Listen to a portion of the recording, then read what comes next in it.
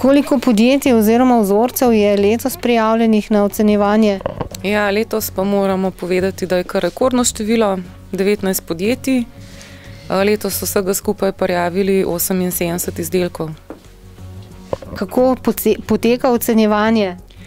Ja, ocenjevanje poteka po klasičnem postopku, se pravi, zjutraj se vzorci poberajo, se oštevilčijo, se pravi, pravzaprav se jim identiteta skrije. Potem se pa začne ocenjevanje po principu, da se odštevajo slabosti oziroma napake. Tako da danes smo nekje ocenili do sedaj 1/3 kruhov.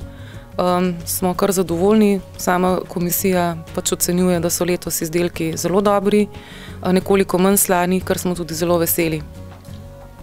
Kdaj pa bo podelitev priznanj? Podelitev priznanj bo čez 14 dni, natančno je 13. februarja na Gospodarski zbornici Slovenije. Razstava bo? Razstava bo vsekakor, da bomo pač pokazali te naše visoko kakovostne izdelke, se pravi vsem našim gostom, udeležencem pa tudi sodelavcem Gospodarske zbornice.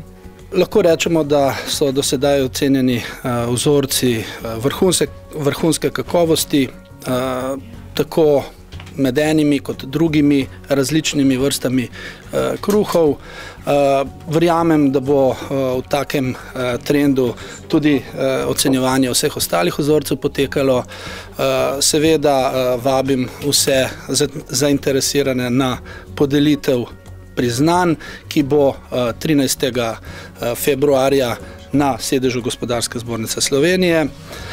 Istočasno bi pa seveda izkoristil priliko in vse kupce, potrošnike povabil, da izbirajo te odlične slovenske pekovske izdelke, ki jih ocenjujemo in za katere lahko z našimi ocenami tudi nekako zagotavljamo kakovost, enako kakovost tokom celega koledarskega leta.